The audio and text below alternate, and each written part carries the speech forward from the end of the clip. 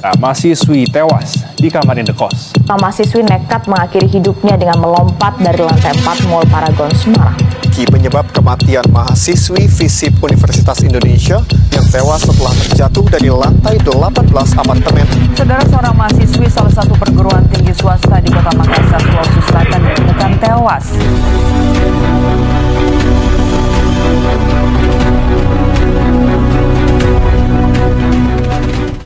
Assalamualaikum warahmatullahi wabarakatuh.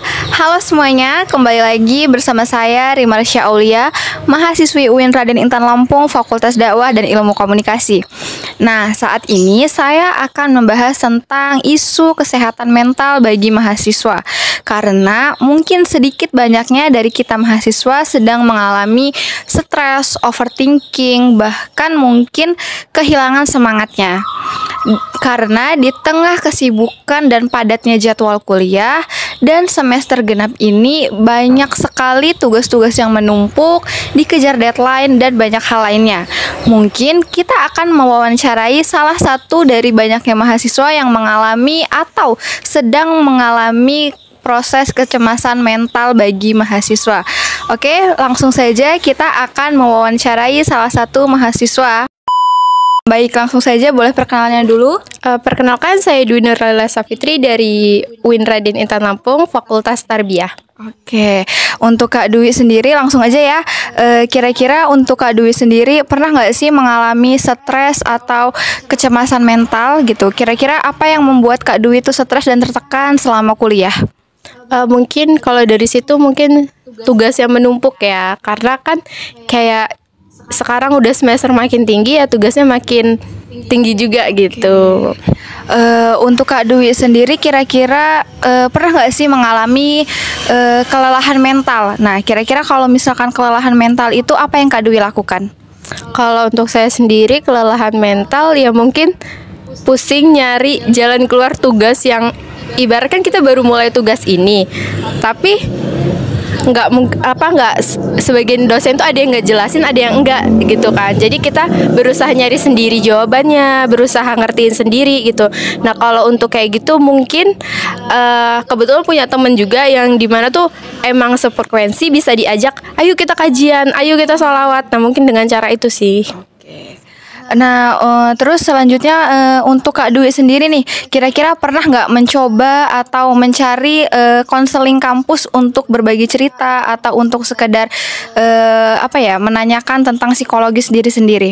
Kalau untuk itu sih enggak, lebih ke ya kalau nggak untuk diri sendiri kayak ngomong ke diri sendiri, kalau nggak cerita ke teman itu doang sih.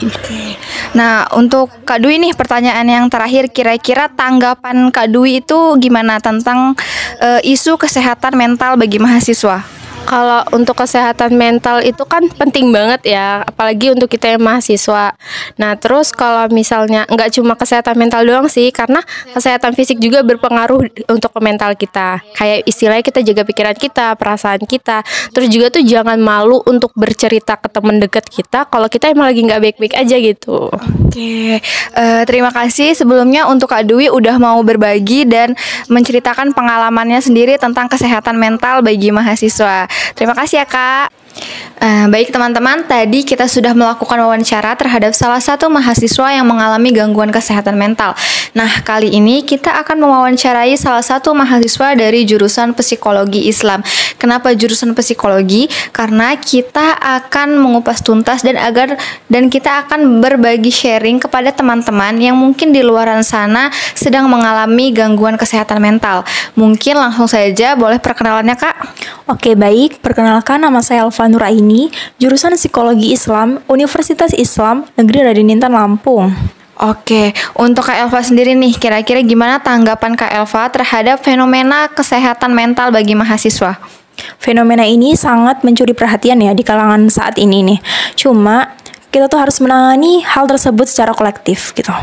Oke, nah dari segi psikologi sendiri, kira-kira bagaimana sih cara mengetahui gejala-gejala awal dari stres dan depresi?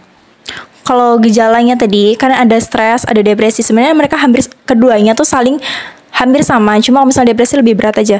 Nah, kalau untuk gejala-gejalanya seperti kalau dari perilaku itu kan kayak pola tidurnya berantakan. Misal nih kita kurang tidur, seseorang mengalami kurang tidur atau mereka tidur secara berlebihan, terus pola makannya juga tidak beraturan, dia makan yang berlebihan atau dia kurang makan gitu. Terus kalau misalnya secara fisik sendiri seperti peregangan otot, terus juga untuk perilakunya ya sensitif, terus mudah terbawa suasana, terus dia juga khusus untuk depresi ini, biasanya kalau misalkan yang mengalami gejala-gejala depresi ini, dia secara berturutan tanpa jeda, dia mengalami hal tersebut secara 2 minggu secara berturut-turut. Semisal nih, dia setiap hari itu ada aja, misal dia nggak melakukan kegiatan yang berat, tapi dia kayak merasa kelelahan terus-menerus begitu.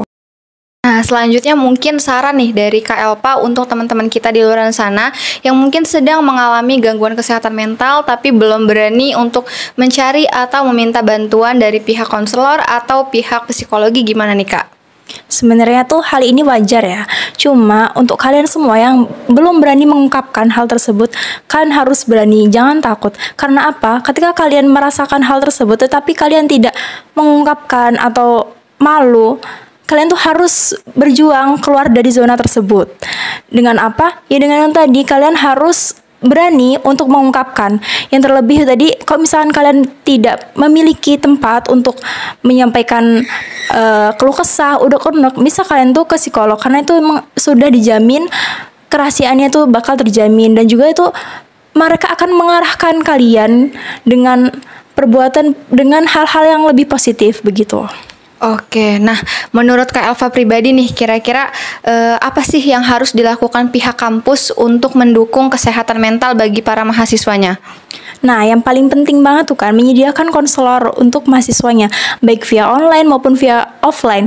Terus juga jangan membebankan akademik di luar kendali gitu. Maksudnya dalam konteks ini tuh ya namanya kalau misalkan kita nih mahasiswa kan, kalau misalkan dibebankan dalam akademik yang berlebihan, itu pasti bakal menimbulkan stres juga bagi kita. Jadi kalau misalkan kita memiliki kesehatan mental yang baik, itu juga kan kreativitas kita juga baik gitu.